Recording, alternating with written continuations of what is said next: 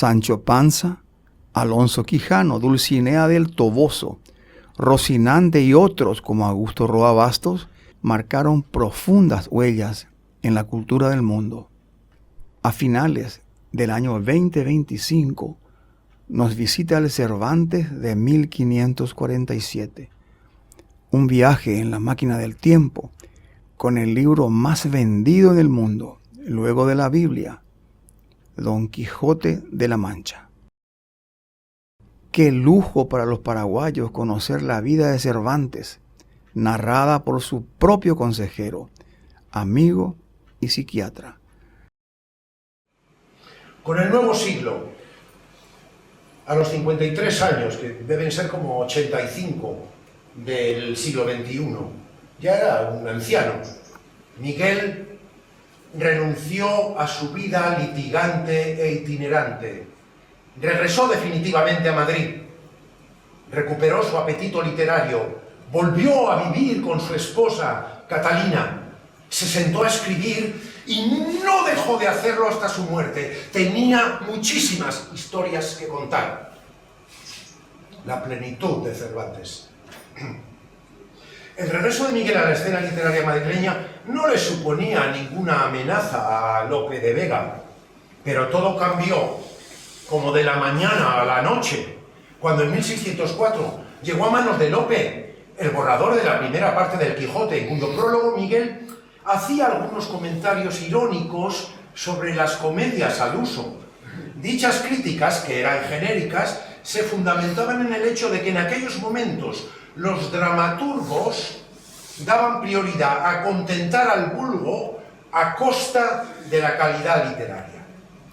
Lope de Vega se tomó muy a pecho estos genéricos y sutiles reproches cervantinos de las comedias. De inmediato, como impulsado por un resorte, escribió un feroz ataque contra Miguel del Quijote, y no se había publicado todavía. Buen siglo es este. Muchos están en ciernes para el año que viene, porque sabía que se iba a publicar el año que viene. Pero ninguno es tan malo como Cervantes, ni tan necio que alabe a Don Quijote.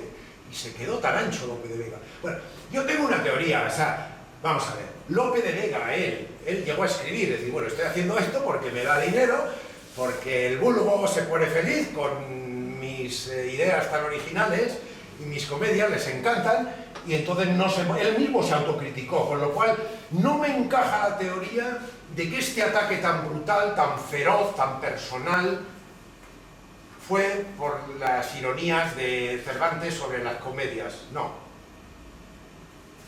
Lope de Vega era muy inteligente.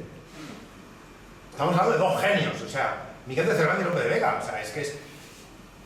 Bueno, de la misma manera que Miguel de Cervantes captó el carisma, el talento precoz de Lope de Vega, Lope de Vega, cuando leyó el programa del Quijote, esta es mi teoría, dijo, una novela, pero bueno, una puñetera novela, y con una novela va a superar las 1800 obras de teatro mías. Él captó que el Quijote rompía todos los moldes literarios existentes hasta la fecha. Bueno, da la impresión de que Lope y su séquito, la monarquía cómica, habían iniciado una guerra sucia que culminó con la publicación del falso Quijote de Avellaneda de 1614. Ese mismo año, inmediatamente después de dicha publicación, y esto no lo encontré en ninguna biografía, pero es que es tan obvio, entonces claro, los psicoanalistas tenemos esa desventaja de que utilizamos la asociación libre, entonces a lo mejor vemos, no sé, esas coincidencias que pasan desapercibidas. Bueno, es que inmediatamente después de la publicación del Quijote de Avellaneda, Lope de Vega tomó los hábitos. ¿Y saben por qué tomó los hábitos? Según dijo él mismo, porque tenía una crisis espiritual en la que lamentaba sus pecados y buscaba un arrepentimiento. Pero vos, Lope de Vega, ¿arrepentirte de qué? Bueno, volvamos a Miguel. Cuando se publica la primera parte del Quijote, contaba con 57 años. Se sentía feliz al lado de su esposa Catalina y libre de las preocupaciones y pesadillas que le habían aprisionado durante casi toda su existencia.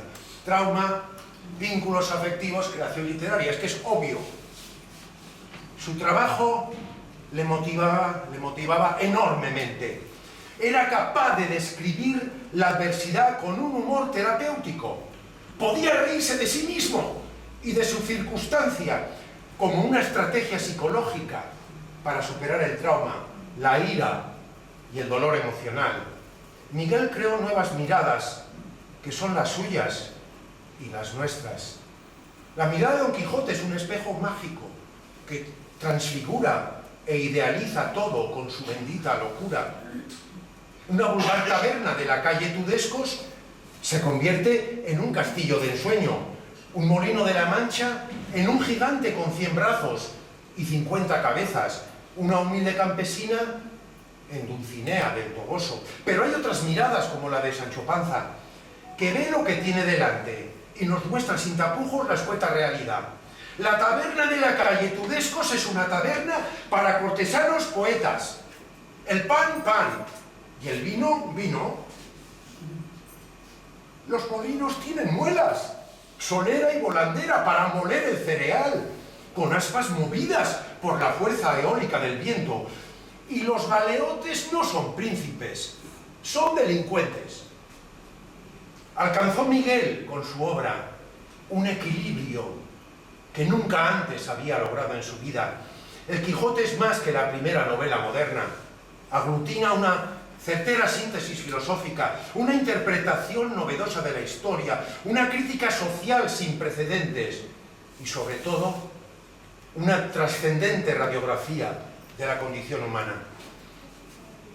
Una vez concluida la primera parte del Quijote, Miguel se sintió profundamente satisfecho y dichoso y quiso compartir esa dicha con su familia, con todos los suyos.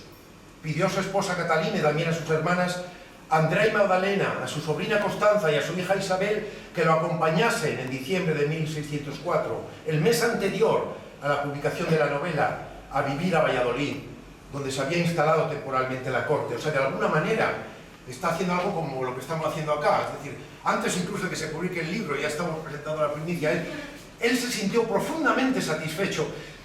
Bueno, a mí me ha ocurrido, antes le hablaba a él directamente, ¿no? O sea, porque ha sido, ya como dije, ni en el más feliz de mis sueños podía imaginarme el regalo de este viaje con Miguel. Entonces yo creo que él, por un lado, él nos regaló la literatura como terapia, pero es que por otro lado, él al escribir, eso le resultó una experiencia terapéutica. Tiene esa doble faceta. Y entonces, copiándole un poco, de una manera burda, pues he decidido crear un neologismo. Me he inventado una palabra, ¿no? Después de 4 décadas trabajando en psicoterapia, pues ahora, gracias a Miguel de Cervantes, les voy a proponer un neologismo. La literapia. Literapia. Mucho más linda que la psicoterapia. La literatura como terapia. Tomen nota, literapia.